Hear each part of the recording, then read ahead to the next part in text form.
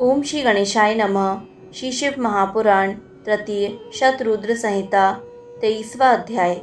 इस अध्याय में हम जानेंगे विष्णु द्वारा भगवान शिव के वृषभेश्वर अवतार का स्तवन। नंदीश्वर बोले, तब वृषभ का रूप धारण कर गर्जन तथा भीषण ध्वनि करते हुए पिनाकधारी शिव जी ने उस पाताल के विवर में प्रवेश किया। उनके निनाद से पुर और नगर सभी गिरने लगे एवं सभी नगरवासियों को कपकपी होने लगी। उसके बाद वृषभ रूप धारण करने वाले शिव जी महेश्वर की माया से मोहित महान बल तथा पराक्रम वाले और संग्राम के लिए धनुष उठाए हुए विष्णु पुत्रों के सम्मुख पहुँचे। हे मुनि सत्तम, तब वे वीर विष्णु पुत्र कुपित हो उठे और जोर जोर से गर्जन करके शिव जी के सामने दौड़े। वृषभ रूपधारी महादेव भी अपने सामने आए हुए विष्णु पुत्रों पर कुपित हो उठे और खुरों तथा शंगों से उन्हें वृदीर्ण करने लगे। शिव जी के द्वारा छत विछत किए गए शरीर वाले वे सभी मूढ़ विष्णुपुत्र शीघ्र ही प्राण रहित हो विनष्ट हो गए। उन पुत्रों के मारे जाने पर बलवानों में श्रेष्ठ विष्णु पाताल विवर से शीघ्र बाहर निकलकर जोर से गर्जना करके शिव जी के निकट जा पहुँचे। पुत्रों को मारकर जाते हुए वृषभ रूपधारी शिव जी को देखकर विष्णु ने बाणों तथा दिव्य अस्त्रों से उन पर प्रहार किया। तब महाबलवान कैलाश निवासी वृषभ रूपधारी शिव ने क्रुद्ध होकर विष्णु के उन अस्त्रों को निगल लिया।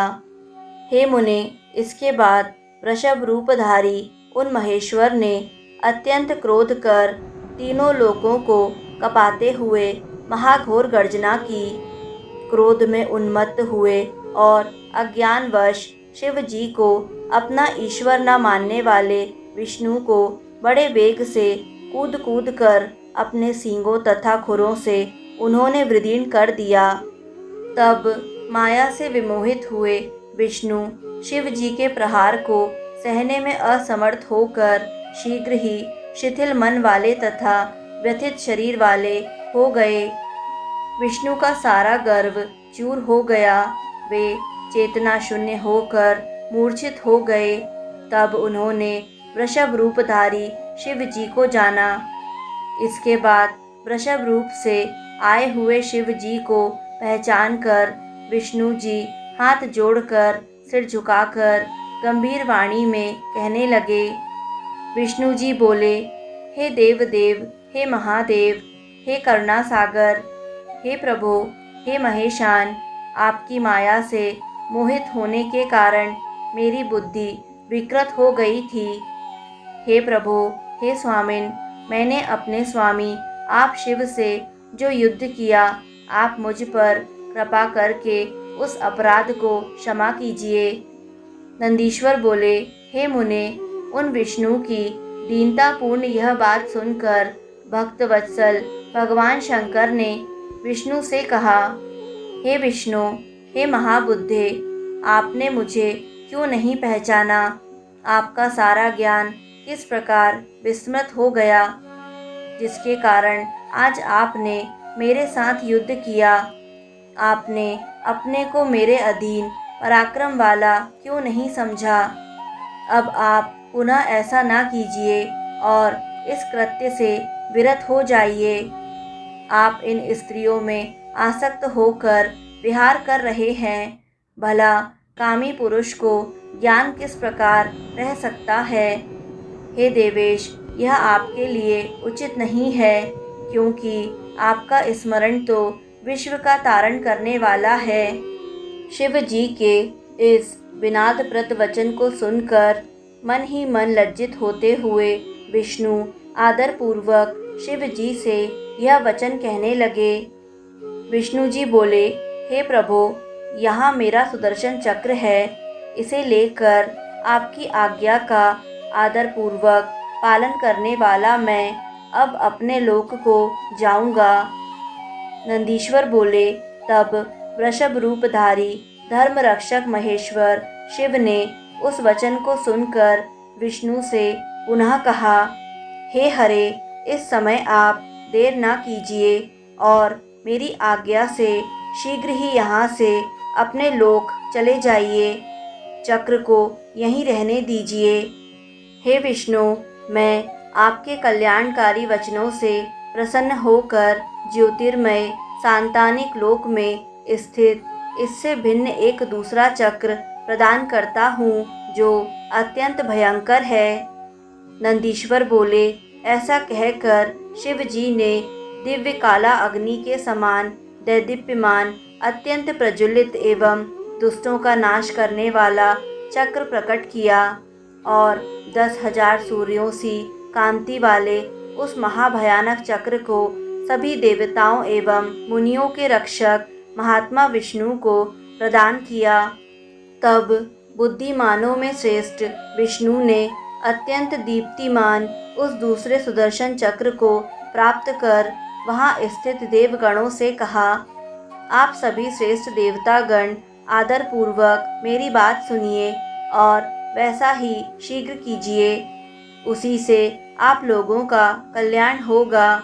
पाताल लोक में स्थित उन दिव्य स्त्रियों का वरण स्वेच्छा से आप लोग करें। विष्णु के उस वचन को सुनकर सभी शूर देवता उन विष्णु के साथ पाताल में प्रविष्ट होने की इच्छा करने लगे। तब भगवान शिव ने देवताओं के इस विचार को जानकर क्रोधपूर्वक अष्टविध देवयोनियों को घोर शाप दे दिया। हर बोले, मेरे अंश से उत्पन्न हुए शांत मुनि कपिल जी एवं दानवों को छोड़कर जो इस स्थान में प्रवेश करेगा उसी समय उसकी मृत्यु हो जाएगी। मनुष्यों के हित को बढ़ाने वाले शिव जी के इस घोर वाक्य को सुनकर तथा उनके द्वारा निषेध करने पर देवतागण अपने अपने स्थान को चले गए। हे व्यास, इस प्रकार भगवान शिव ने अपनी माया के प्रभाव से उनमें आसक्त हुए भगवान विष्णु को अनुशासित किया और तब विष्णु देवलोक को चले गए तथा संसार सुखी हो गया।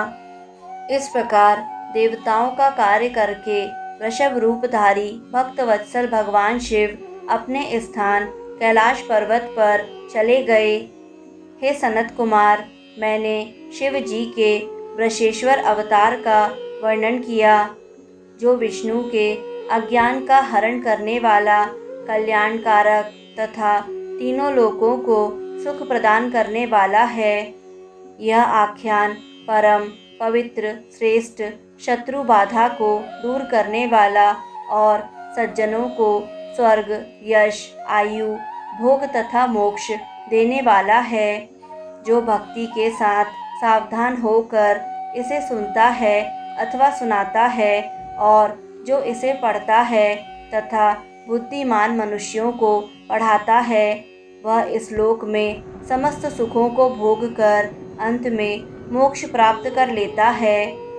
इस प्रकार श्री शिव महापुराण के अंतर्गत तृतीय शतरुद्र संहिता में वृषेश्वर संज्ञक शिव अवतार वर्णन नामक 23वां अध्याय पूर्ण हुआ।